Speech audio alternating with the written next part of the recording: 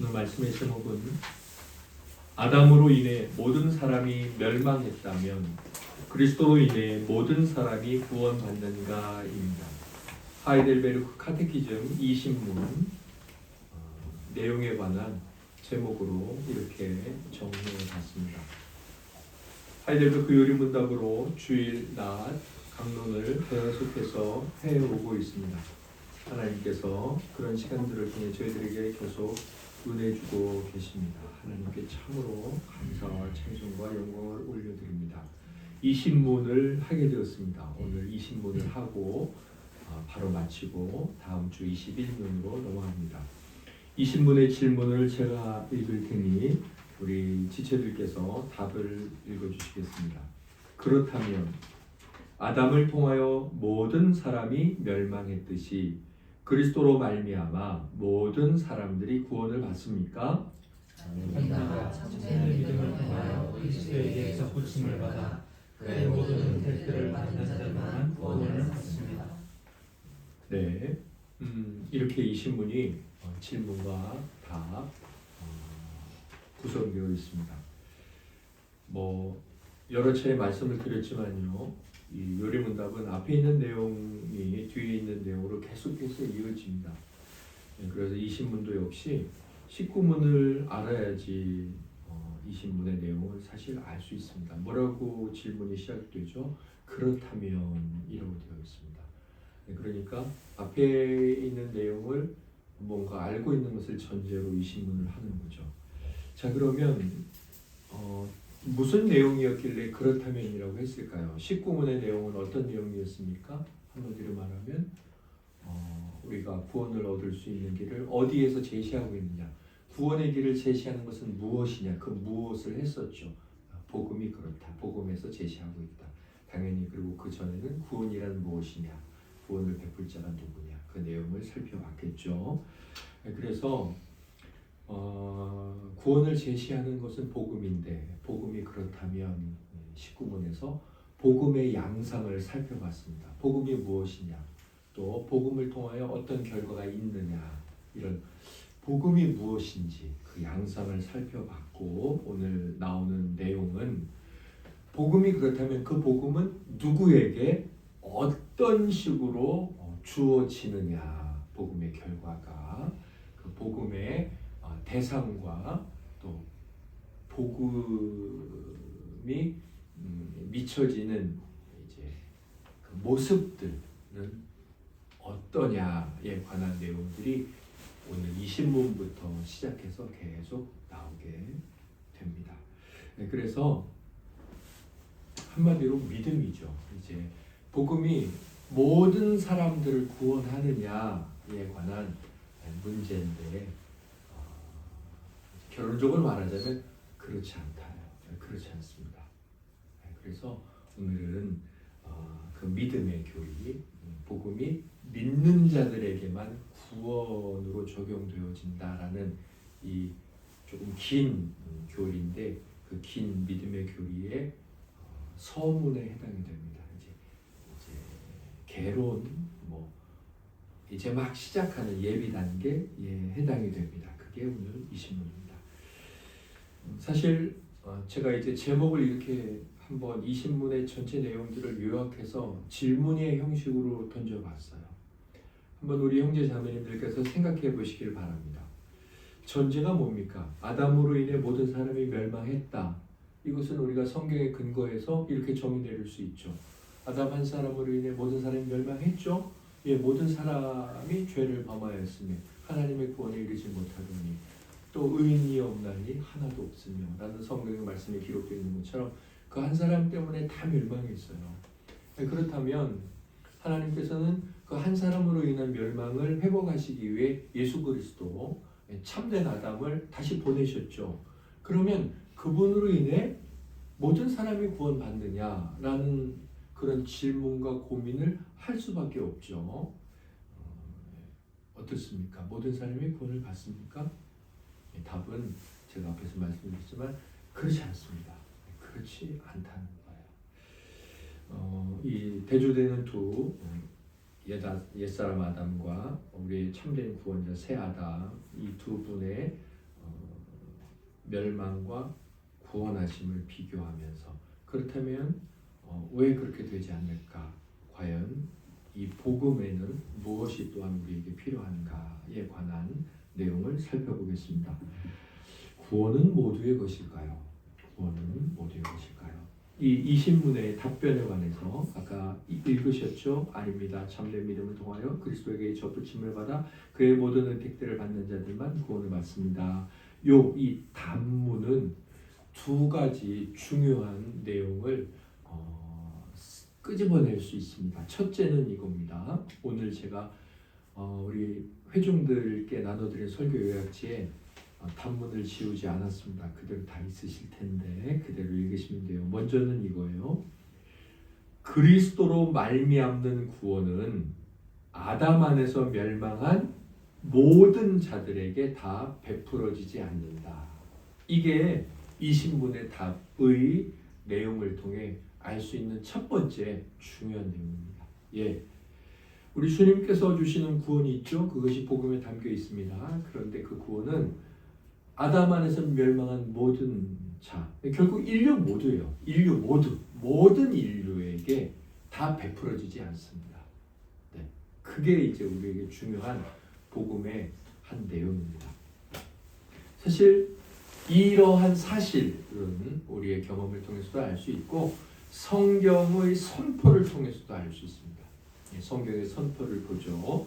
요한복음 3장 36절입니다. 같이 읽고 아멘하겠습니다. 아들을 믿는 자에게는 영생이 있고 아들에게 순종하지 아니하는 자는 영생을 보지 못하고 도리어 하나님의 진노가 그 위에 머물러 있느니라. 그렇죠.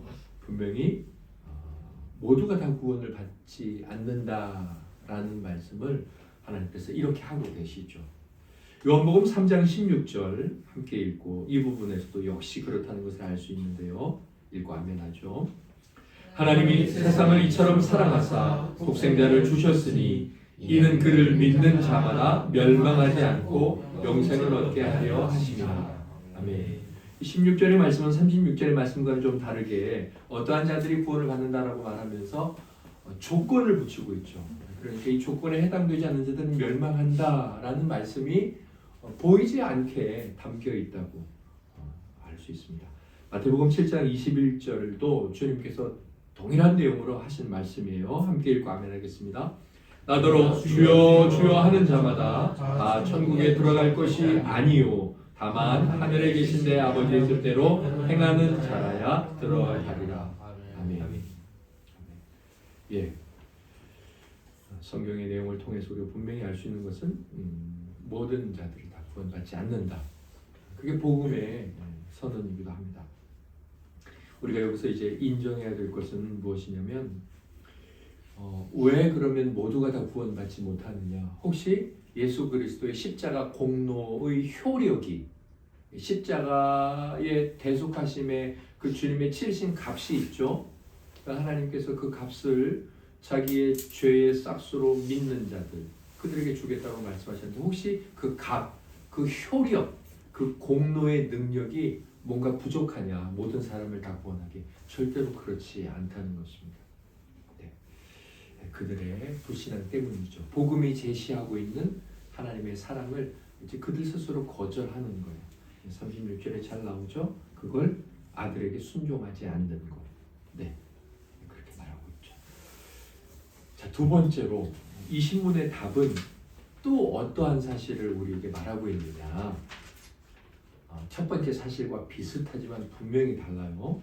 두 번째 뭐냐? 참된 믿음을 통해 그리스도께 접붙임 받고 그분의 은택들을 다 받는 자들에게만 구원이 베풀어진다 라는 내용이 이 신문에 담겨 있습니다. 요한복음 1장 12절을 읽어보겠습니다. 시작. 영접하는 자 곧 그 이름을 믿는 자들에게는 하나님의 자녀가 되는 권세를 주셨으니 아멘. 이사 53장 11절 읽겠습니다. 시작. 그가 자기 영혼의 수고한 것을 보고 만족하게 여길 것이라. 나의 의로운 종이 자기 지식으로 많은 사람을 의롭게 하며 또 그들의 죄악을 친히 담당하리로다. 아멘.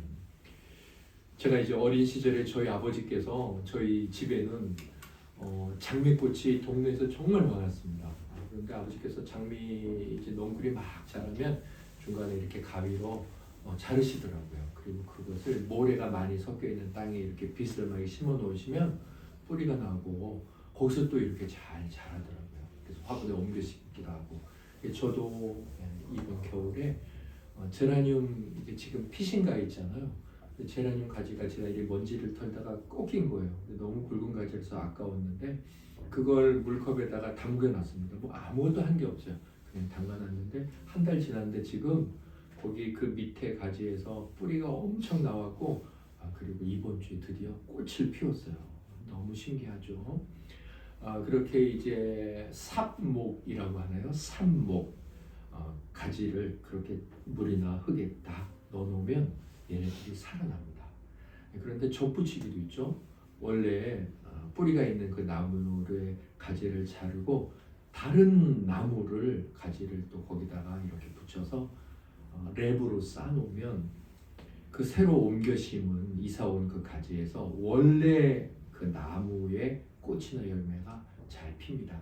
또는 이 두 가지가 결합해서 병충해가 잘 생기지 않거나 더 달고 맛있는 동일한 품종의 과일이 생기죠. 우리가 예수 그리스도를 믿는다는 것은 사실 우리는 마귀라는 나무의 가지에 있었죠. 비유로 하자면. 그런데 하나님께서 우리를 잘라내서 그리스도라는 이 나무의 가지에 접붙였어요. 그래서 더 이상 우리의 삶에서는 마귀의 열매가 맺히지 않고 그리스도의 복된 열매가 맺히죠. 오늘 이 하이델베르크 요리문답 이 신문의 답은 그것을 말하고 있는데 그리스도에게 접붙임을 받는다. 그러면 그리스도에게 접붙임을 받게끔 하는 도구가 뭐냐? 그 사건이 뭐냐? 믿음이다. 이렇게 말합니다. 믿음이라는 것은 마귀의 나무에서 그리스도의 나무로 옮겨가는 그 과정이라는 거죠. 또는 그 도구고 하나님의 선물이라는 거죠. 그래서 그 결과가 뭐예요? 이제 그 그리스도라는 나무에서 은택은 무엇이냐면 은혜와 덕택이에요. 은택. 참 아름다운 말입니다. 우리가 은혜라는 말을 많이 사용하는데 은택이라고 하면 은혜와 함께 그 은혜의 여러 선물들을 다 부르는 거예요. 그래서 은혜와 덕택인데 은택들을 계속 공급받죠. 막 그리스도라는 나무에서 막 이사온 우리에게 막 풍성한 것들이 오죠. 그래서 성령의 열매들이 맺히죠. 그런 자들에게만 이 19문에 나오는 복음이 효과가 있게 적용이 되어서 구원이 베풀어진다. 이게 이제 이 신문의 답에 나와 있는 또 한 가지 중요한 개념입니다. 자, 그렇다면 왜 믿는 자들만 구원을 받을까요? 제가 정리를 ABC로 나눠서 한번 정리를 해봤는데 먼저는 그들만이 그리스도의 은택을 붙잡고 받아들이기 때문입니다. 그러면 어떤 도구로 그리스도의 은택을 붙잡고 받아들일까요? 어떤 도구로? 믿음으로. 여기서 이제 앞으로 계속 나올 텐데요. 중요한 한 단어는 제가 사실 받아들인다 이걸 조금 빼놨지만 괄호는 조금 핵심이 되는 단어를 제가 이렇게 항상 빼놓거든요. 근데 여기서는 좀 고민을 했어요. 받아들인다는 것이 상당히 믿음과 관련해서 중요한 표현인데 또 한 가지 중요한 표현은 붙잡고예요. 붙잡다. 은택을 붙잡다. 우리는 믿음은 하나님의 선물. 그러니까 선물은 주시지 않으면 내가 받을 수 없잖아. 그럼 뭐 하나님이 주실 때까지 기다려야지. 뭐 이런 생각을 하게 돼요. 그러나 그것은 믿음을 우리 안에서 생겨날 수 없는 것이고 그것은 어떤 것으로부터 받아야만 된다라는 개념을 설명하기 위해서 선물이라고 한 거지. 그것을 주시지 않으면 나는 끝까지 받을 수 없어. 그러니까 내 책임이 아니야. 나는 어차피 하나님이 안 주셔서 믿음이 없었어. 믿음이란 그런 거잖아. 그러니 내가 지옥 가도 그건 하나님 책임이야. 그런 의미로 주고받고라는 내용으로 선물이라고 말한 게 아니에요. 그건 우리 안에서 생겨날 수 없다. 우리 본래 타락을 했으니까 그런 의미에서 선물로 말한 것이지. 그래서 믿음이라는 것은 사실 우리가 주시는 분의 주시는 행위가 분명히 있고 우리는 또 받아야 돼서 주시지 않으면 받을 수 없지만 중요한 것은 우리가 그것을 붙잡아야 된다는 거예요. 이 붙잡는다는 개념이 그래서 믿음과 관련해 반드시 있어야 돼요. 그래서 믿음은 또한 우리의 책임을 자극합니다. 주신다라는 의미에서 선물이라는 의미에서 나에겐 책임이 없어 이렇게 생각해서는 절대로 안 된다는 거예요.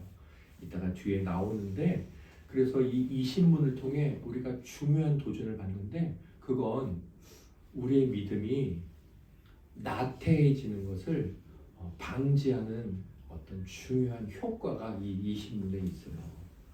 우리에게 책임이 있습니다. 믿음은 책임이 반드시 있습니다. 나태한 믿음 누구 책임이냐? 우리 자신의 책임입니다. 하나님이 우리에게 안 좋은 선물 주실까요? 하나님이 우리에게 썩은 선물 주실까요? 아니에요.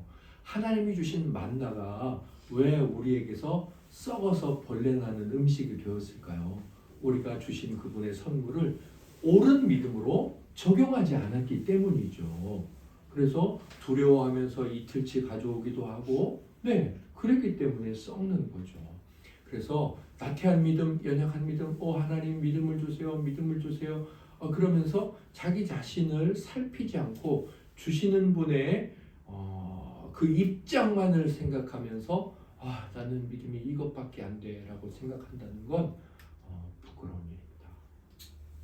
그래서 믿는 자들만 구원을 받는 이유 첫 번째는 그들만 하나님의 은택을 붙잡고 받아들이기 때문입니다. 두 번째로 그들에게만 하나님께서 은혜로 그의 아들을 죽음에 내어주신 그 목적을 이루시기 때문입니다. 하나님께서 그 아들이 죽으신 목적이 있죠. 죄인들을 구원하는 것. 그 목적을 그 사람들에게만 이루어요. 하나님이 그들에게만 그 일을 이루십니다. 저는 이 A와 B가 이 요리문답에서도 이 순서대로 나와요. 저는 이 순서에도 의미가 있다고 생각합니다. 개념적으로 보면 B가 더 중요해요. 하나님이 그 사람들에게만 그 일을 이루는 거예요. 그 사람들에게만. 그런데 은택을 붙잡는 이 우리의 책임을 먼저 썼다는 것도 저는 중요하게 생각해야 돼요. 또 왜 그들만 구원받느냐? 그들만이 하나님의 긍휼하심과 은혜를 알고 그에 합당한 감사를 그에게 돌리기 때문입니다. 사실 이 A와 B가 적용되었을 때 나오는 결과다라고 생각하면 더 좋을 것 같습니다. 하나님께서 그들에게만 십자가 대속의 공로를 적용하시고 또 그들이 하나님의 은택들을 붙잡고 자기 것들을 받아들일 때 우리는 어떤 결과가 나오냐면 하나님 앞에 늘 감사할 수밖에 없어요. 합당한 감사. 그리고 하나님이 나를 참 불쌍히 여기신다는 것, 그 긍휼을 알게 돼요. 그리고 그것을 알게 되므로 어떻게 하겠어요? 하나님 앞에 나와서 늘 회개하겠죠. 회개하죠. 이번 주에 참 제가 묵상할 때 우리 성도님들 묵상에 많이 모든 성도님들의 묵상에 늘 은혜 받습니다. 그런데 우리 임진규 성도님이 이 자기의 죄성과 하나님과 함께 동행하는 삶을 살고 싶은데 살지 못하는 자기 자신에 대한 이 육신의 정욕과 옛사람에 붙들려 있는 그 한탄이 막 나오는데 너무 정직하고 그리고 진솔하고 그리고 그 하나님과 동행하는 것의 소중함을 이렇게 표현하는데 너무 은혜가 됐어요. 제가 그 회개를 보면서 너무 은혜가 되었고 사실 저도 늘 그렇죠.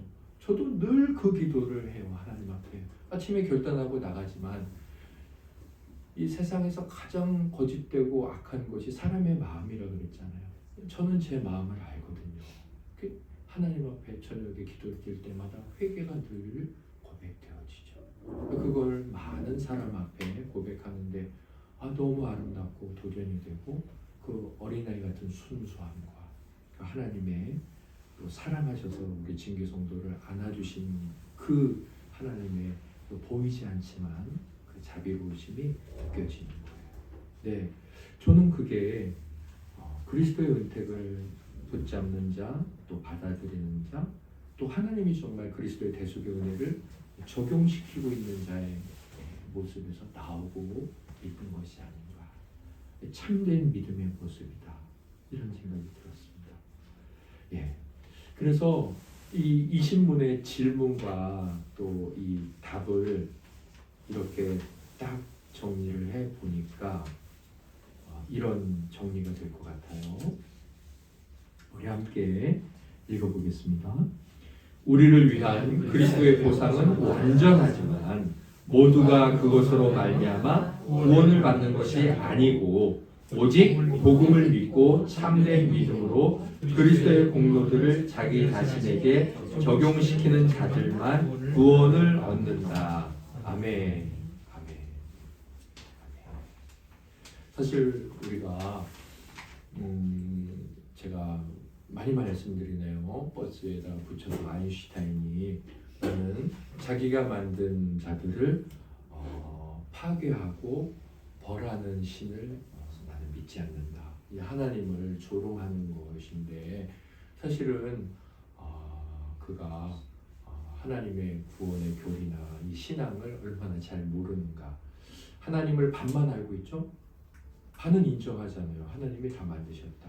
그러면서 그것조차도 부인하는데 그 하나님의 구원하심과 창조하심 안에 담겨있는 성경적 바른 진리를 모르는 거죠. 혹은 왜곡해서 받아들이는 것이고 자기가 받아들이고 싶은 것만 받아들이는 거고 사실 저는 자기의 가치나 관념을 하나님보다 더 우위에 두는 거예요. 자기의 가치와 관념이 뭐예요?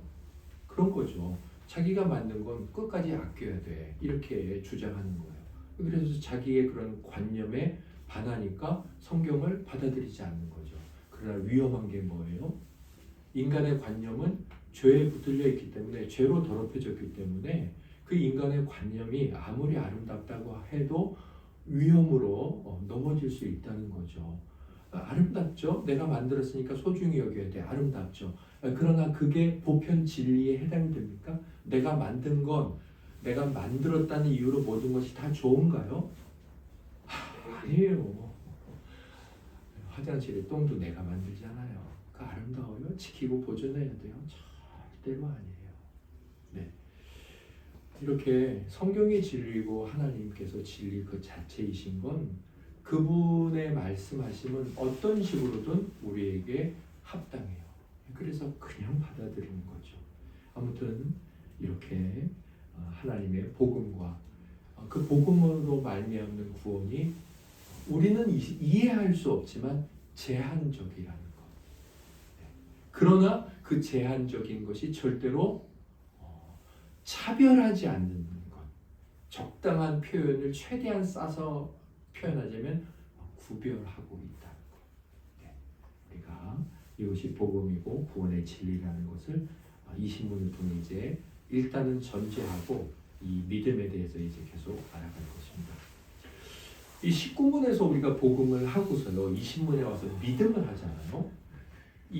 이것에 이제 세 가지 중요성이 있습니다. 첫째는요, 복음 다음에 왜 믿음을 하느냐?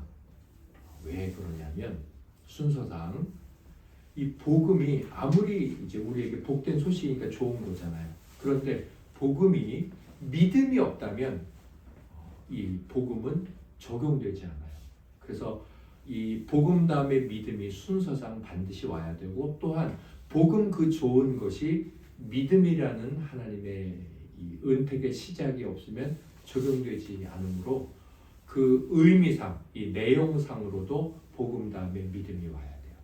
그런 의미에서 19문 다음에 20문의 내용이 중요하고요. 그러니까 믿음이 없이는 중보자도 복음의 선포도 아무런 유익이 없다. 그 다음에 이 복음 다음에 믿음이 오는 두 번째 중요성이 있어요. 그냥 뭐 적으셔도 되고 안 적으셔도 되는데 영적인 안일함으로부터 우리를 바로 세워주는 효과가 있습니다. 그러니까 복음은 말 그대로 좋은 소식이에요. 우리를 행복하게 하죠. 네, 복음은 우리를 따뜻하게 합니다. 그러나 그 따뜻함을 가지고 몸이 풀어지면 이렇게 자세도 풀어지잖아요. 잠이 오죠. 그런데 그때 우리를 정신 차려주게 해주는 것이 필요한데 그게 뭐냐면 믿음이라는 겁니다. 자, 널 이제 행복할 거야. 그렇게 19문에 말했는데 갑자기 20문에 그런데 이런 사람만 행복할 거야. 딱 말씀한다는 거죠. 우리가 믿음이라고 들을 때 우리는 그냥 교회를 다니면서 뭐 10년, 20년 엄마 뱃속에서부터 다니면서 믿음, 복음 뭐 아무 생각이 없습니다. 그런데 복음과 믿음은 뭐 따로 나눌 수 있는 건 아니지만 복음에서 믿음으로 넘어갈 때 우리가 정신이 바짝 차려질 수밖에 없는 개념들이에요. 주님이 아까 뭐라고 하셨습니까? 우리가 요한복음 3장 16장이나 16절 3장 16절이나 3장 36절에서 하나님이 세상을 이처럼 사랑하사 독생자를 주셨으니 그를 믿는 자마다 멸망하지 않고 영생을 얻게 되려 합니다. 우리가 노래 부르고 아무 생각 없이 부르고 그냥 그것이 우리에게 익숙하게 젖어 있어요. 그런데 아까 그건 말고도 마태복음 7장에 있는데요. 나더러 주여 주여 하는 자마다 구원을 받을 것이 아니라고 주님이 말씀을 하셨잖아요. 그 두 가지 종류는 똑같은 거예요. 그래서 우리가 주 앞에 나와서 주여 주여 할 때마다 주님 주님 할 때마다 내가 영생을 받지 못한다라는 이 주님의 참 믿음이냐 거짓 믿음이냐 이것에 대한 말씀과 도전이 복음 다음에 오는 믿음의 내용이라는 거예요. 그래서 사실 우리는 믿음을 들을 때 뭐 나는 믿고 있으니까 상관이 없어. 교회 밖에 있는 자는 안 믿고 나는 믿는 자야 라는 이런 생각들이 혹시 당연히 나는 그러니까 구원이야 라고 넘어갈 문제가 아니라는 거죠. 왜 주님은 믿음을 믿냐 안 믿냐만 말씀하신 게 아니라 참된 믿음이냐 거짓 믿음이냐까지 말씀하셨다는 거예요. 그래서 우리는 믿음을 들을 때 그 복음의 큰 따뜻함을 경험하면서도 믿음을 들을 때 졸지 말고 정신을 차려야 돼 이런 생각을 갖게 된다는 겁니다. 네, 그래서 복음 다음에 믿음의 교리를 다루는 중요성이 우리에게 있고요. 그 다음에 믿음을 다룰 때 중요한 게 복음은 모든 사람에게 선포되는 거잖아요. 그런데 믿음은 일부분의 사람들에게만 적용되는 거잖아요. 그때 사람들이 아까 제가 말씀드렸던 그런 사람들이나 아니 왜 모든 사람을 구원하러 왔다며 왜 모든 사람을 구원한다고 하면서 왜 일부분만 구원받게 해 복음은 효과가 적은 거 아니야? 이런 착각들과 복음에 대한 오해, 구원에 대한 오해들 그래서 그리스도를 죄의 유발자로 만들어버리는 그리스도 책임 있는 내가 지옥 가는 건 이렇게 유발자로 만드는 모든 사람에게 복음을 선포하면서 왜 일부만 구원해? 문제 있는 건 아니야 그리스도가 이렇게 그리스도를 죄의 원인이나 유발자로 만드는 착각이나 잘못된 오해로부터 우리를 바로 잡아줘요. 그래서 믿음의 교리를 잘 알아야 되는 거죠. 그런 중요성이 있습니다. 20문으로 넘어가면서 19문에서 20문. 자, 그래서 믿음은 이제 오늘 이제 시작이 되는 겁니다. 이번 주에 시작이 돼요. 시작이 되면서 왜 중요하고 믿음이 이제 어떤 의미를 갖는지 복음과 비교해서 그 내용을 살펴봤습니다. 아주 짧죠. 20문은 이렇게 짧게 마치고 넘어갑니다. 반론을 한번 살펴볼게요. 저는 이 반론을 제가 살펴보면서 그 당시 너무 은혜를 받았어요. 이 반론이 제게 너무 은혜가 됐습니다. 사실 이 20문의 반론은 좀 많아요. 그런데 그 반론들은 뭐 사실 지금 생각해봐도 좋지만 믿음을 살펴보면서 중간중간 생각해볼 필요가 있다. 그리고 그때 이제 좀 많이 우리가 알게 됩니다. 그래서 제가 살펴보지 않지만 사실 이 반론이 반론, 재반론, 재반론의 재반론 그런 형식이에요. 이렇게 뭐 그건 그래도 아니잖아. 그래서 또 이렇게 이야기하고 아니 그래도 그렇다 그래도 이건 아니지. 그렇게 재반론의 마지막 반론인데 따로 떼어봐도 논리상 문제가 없어요. 그리고 이 자체로 너무 은혜가 돼요. 제가 참 은혜가 되었습니다. 우리 주님을 생각하면서 그분이 얼마나 아름답고 그분의 덕이 얼마나 귀한가를 정말 생각을 하고 도전을 받은 게 아니라 그분을 더 사랑하고 싶어졌죠. 반론이 뭐냐면 이거예요. 아니, 따져 묻는 거죠. 기독교에 대해서. 아니, 아담은 모든 인류를 정죄 아래 있게 만들었는데, 그래, 그리스도는 인류 가운데 일부만을 구원하신다고 치자. 믿음으로 믿는 자들만. 그러면 정죄 아래 있게 하는 아담의 죄가 구원을 베푸는 그리스도의 보상보다 능력이 더 큰 거 아니냐 결론적으로 따져보면, 자, 이렇게 반론을 한 거예요. 맞죠? 반론 맞는 거 같죠? 맞지 않습니까?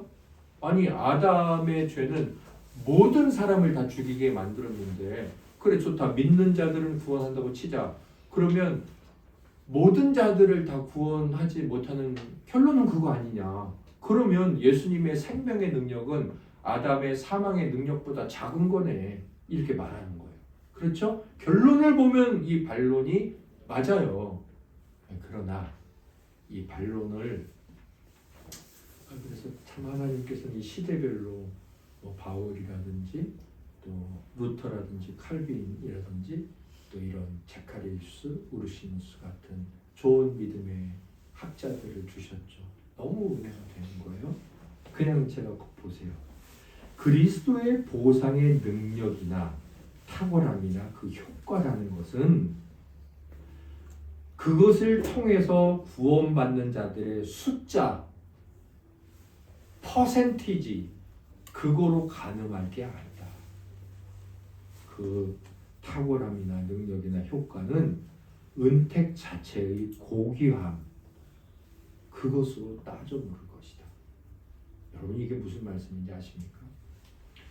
하나님께서 세상을 보시니까 너무 세상이 악하고 또 불쌍해. 그래서 믿는 자들을 구원하기로 작정하셨어요. 그래서 예수 그리스도를 보내셨는데 고작 10명밖에 구원받지 못했어요. 그러면 야, 구원의 능력, 복음의 능력 10명이네. 그게 복음의 능력이냐? 아니라는 거예요.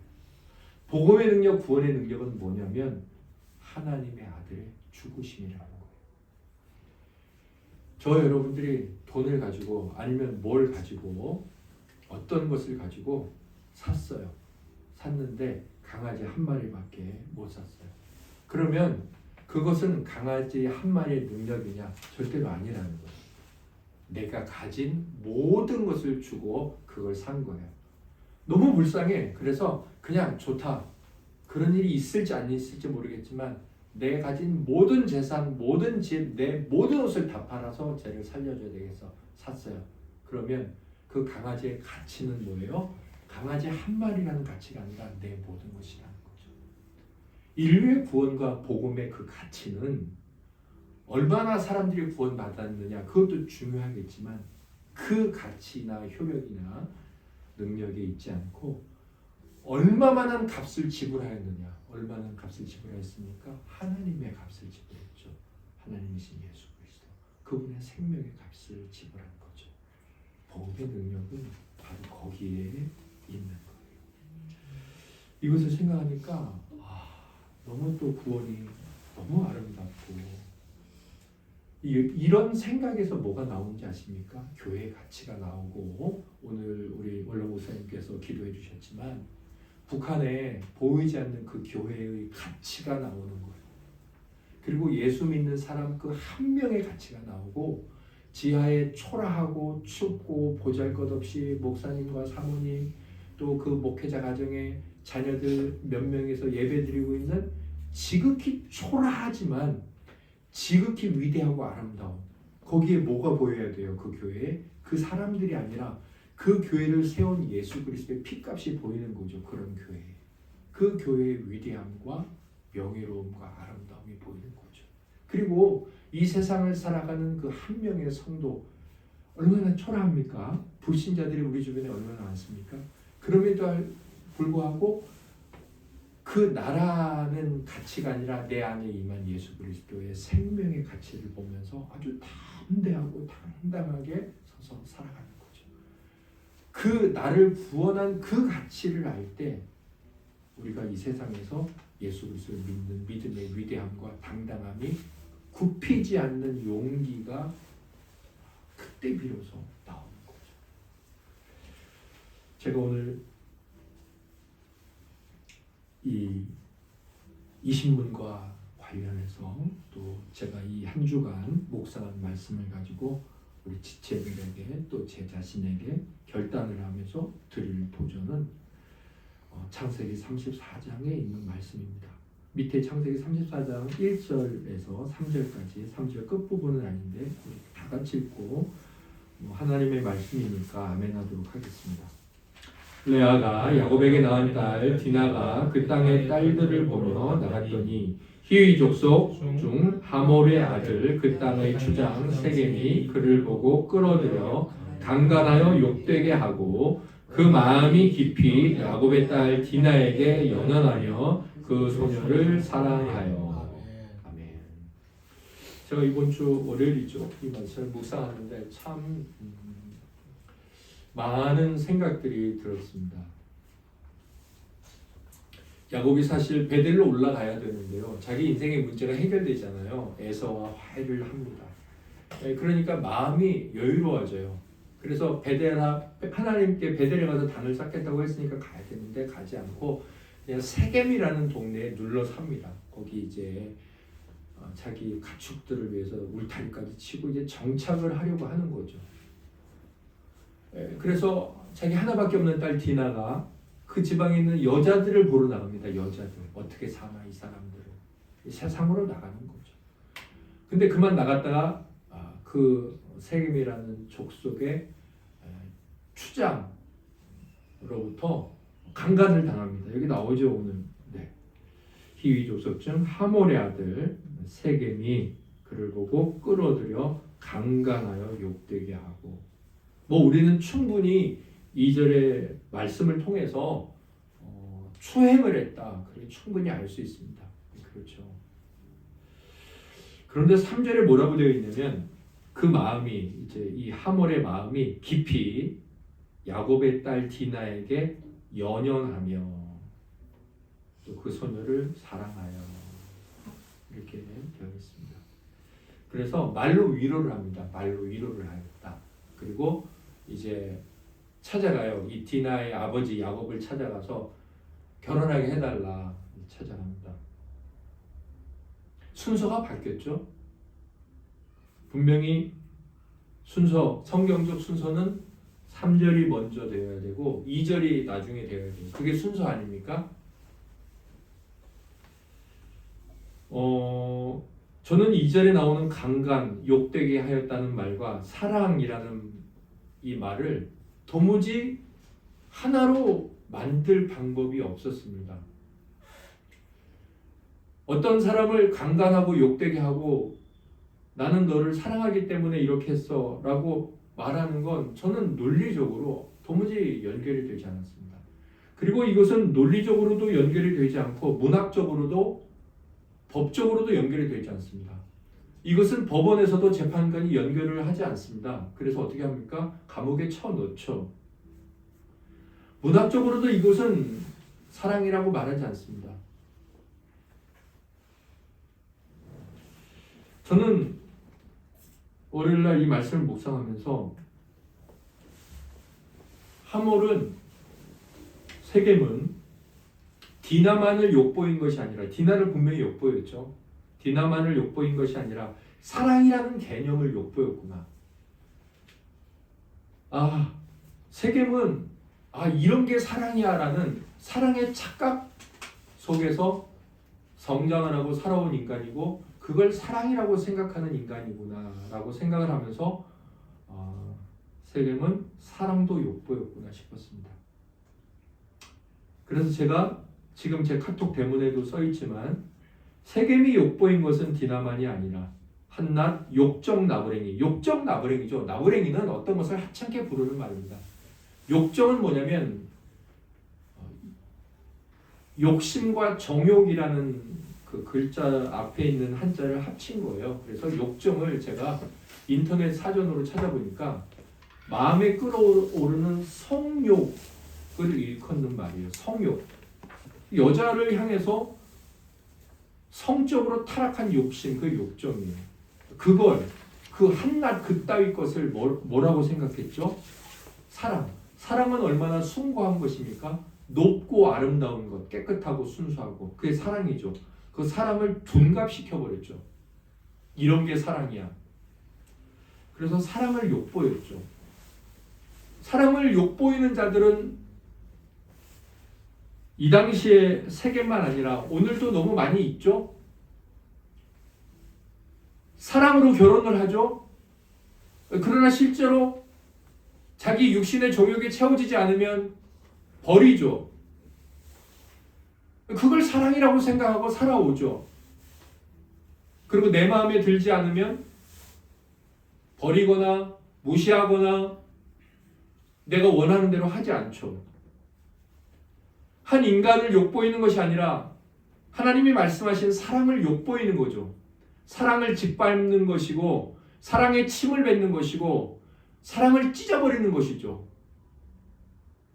디나를 강간해서도 디나를 욕보여서도 하나님의 심판을 받겠지만 궁극적으로 사랑을 욕보인 자로서 심판을 받겠죠.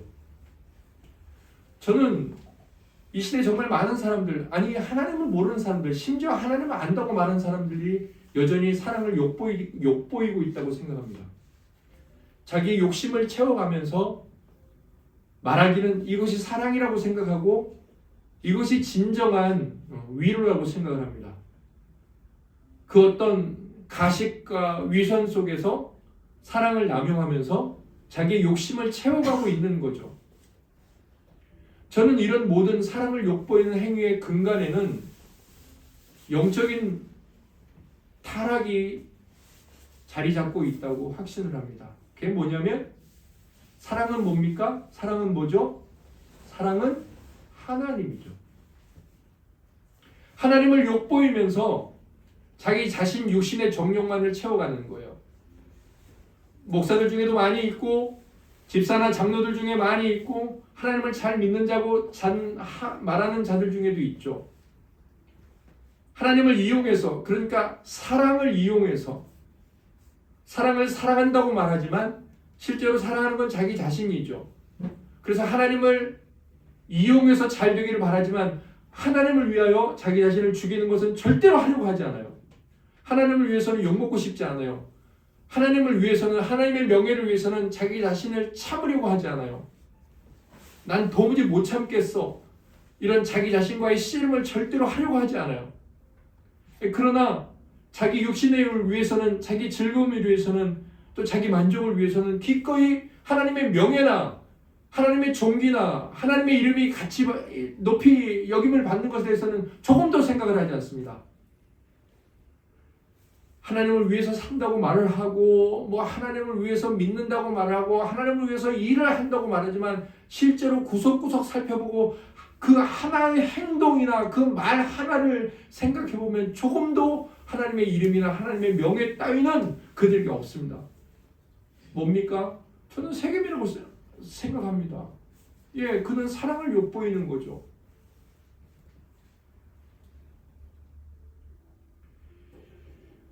사실 이렇게 사랑을 욕보이는 자로서 살아온 자가 제 자신이었습니다.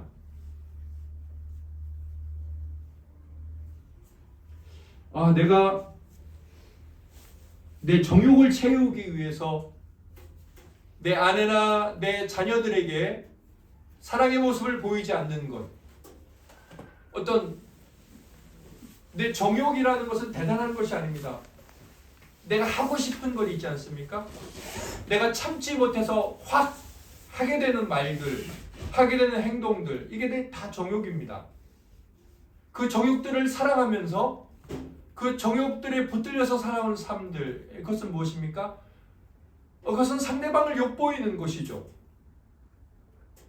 동시에 그것은 하나님께서 저에게 주신 사랑을 욕보이는 것이고 결국 그것은 저를 구원하신 사랑이신 하나님을 욕보이는 삶이었던 것이죠. 결국 하나님의 영광을 가리운 것이고 먹든지 마시든지 무엇을 하든지 하나님의 영광을 위하여 살지 않은 것이죠. 이것이 얼마나 큰 죄입니까? 자기 욕심에 붙들려서, 자기 즐거움에 붙들려서, 자기가 예수 그리스도를 믿지 않았을 때 살아왔던 삶에 붙들려서 여전히 그것을 하면서 살아가는 이 삶 자체가 얼마나 크고 심각한 위험입니까? 그런 삶을 제가 살아왔더라고요. 어쩌면 너무도 불쌍하지만 그런 삶을 오늘 또 설교를 마치고 살아갈지도 모릅니다. 그래서 하나님 앞에 하나님 저에게 복음을 주시고 믿음까지 주셨는데 제가 정말 주여 주여 하는 자마다 주여 주여 하는 자마다 사랑하는 자마다 사랑이 아니라는 거예요. 난 너를 사랑해 그렇게 말하지만 그건 자기 욕심을 사랑한다는 것에 불과하다는 거죠. 주여 주여 하지만 그분 나의 종이요 종이요 일 뿐인 거죠. 하나님 앞에 제 믿음을 돌아보고 오늘 우리 모두가 정말 주여 주여 하면서 그분을 주님이라고 생각하는지 종이라고 생각하는지 또 그분을 참된 사랑의 나의 대상으로 여기는지 그렇게 하나님 앞에 우리 자신을 살피고 우리의 참된 구원의 생명이 되시는 예수 그리스도를 더욱 진실되게 사랑하는 가운데 돌아오는 한 주간도 살아가게 되는 그런 은혜가 저와 여러분 모두 또 하나님의 택함을 받고 구원받은 참된 성도들 모두에게 있기를 예수님 이름으로 소망합니다. 아멘.